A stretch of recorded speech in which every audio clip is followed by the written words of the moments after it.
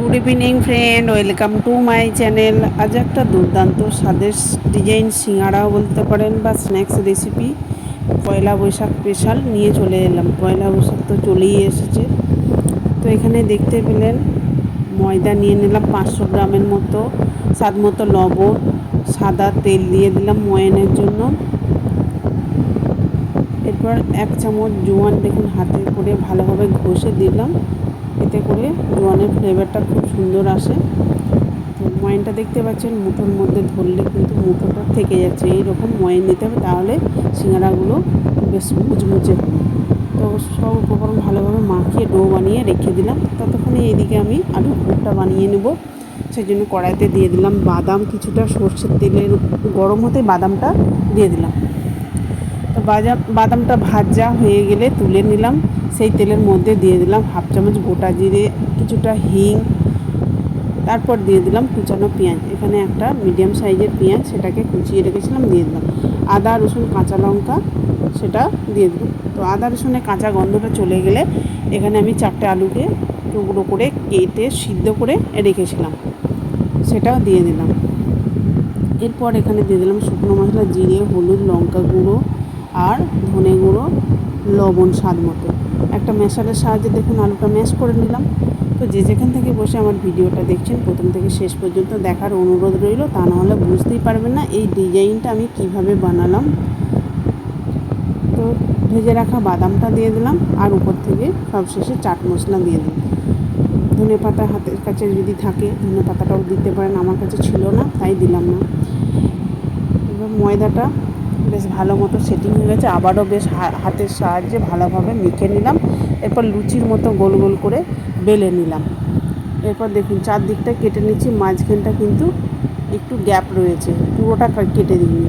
এরপর আলুর পুর কিছুটা নিয়ে একটা ভাগে দিয়ে দিলাম, চারিদিকটা জল দিয়ে দিলাম, যাতে এই যে এটা যেটা ঢাকা দিয়ে দিলাম এটা বেশ ভালোভাবে লেগে যাবে, ভাজার সময় কোনো আলুর পুরটা বেরিয়েও আসবে না।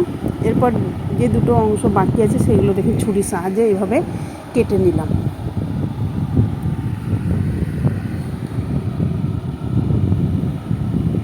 এরপর এদিক থেকে একটা নিয়ে মুড়ে দিচ্ছি, আবার এই দিক থেকে নিয়ে এইদিকে দিয়ে দিচ্ছি, একইভাবে পুরোটাই আমি দিয়ে দেবো।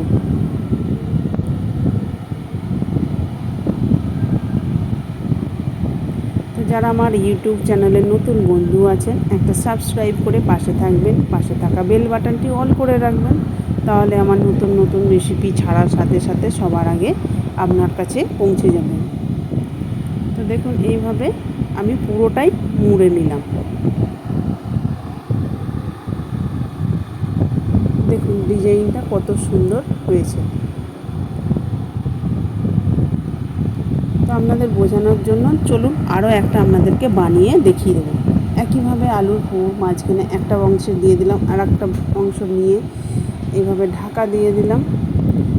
যে দুদিক থেকে কেটেছিলাম সেই দুদিক থেকে এই দিক থেকে একটা, ওপর দিক থেকে একটা নিয়ে একটা ডিজাইন করে নেব। তো যারা আমার ইউটিউব চ্যানেলের পুরনো বন্ধু আছেন তারা তো সাবস্ক্রাইব করিয়েছেন, তাদের জন্য আমার অসংখ্য অসংখ্য ধন্যবাদ রইল। তো বাড়িতে আপনারা অবশ্যই একবার হলেও বানিয়ে দেখুন, কেমন হলো কমেন্ট করে জানাতে ভুলবেন না। এরপর সাদা তেল দিয়ে দিলাম, তেলটা ভালো মতো মানে মিডিয়াম গরম অবস্থায় এইগুলো দিয়ে দিলাম। এরপর এক পিঠ হয়ে গেলে উল্টে পাল্টে দু পিঠই বেশ লাল লাল করে ভেজে নেব।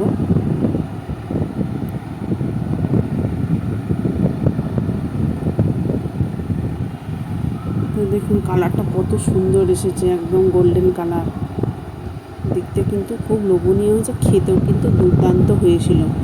সত্যিই বলছি আপনারা অবশ্যই বানিয়ে দেখুন, দুর্দান্ত স্বাদের হয়েছিল। ভালো যদি লেগে থাকে লাইক কমেন্ট শেয়ার করে দেবেন বন্ধু বান্ধবদের মধ্যে, আত্মীয় স্বজনদের মধ্যে। একটা ভেঙে দেখুন, শব্দটা শুনে বুঝতে পারছেন, ভেঙেও দেখিয়ে দিলাম, দেখুন কতটা সুন্দর হয়েছে। টমেটো সস সাথে দারুণ লাগবে।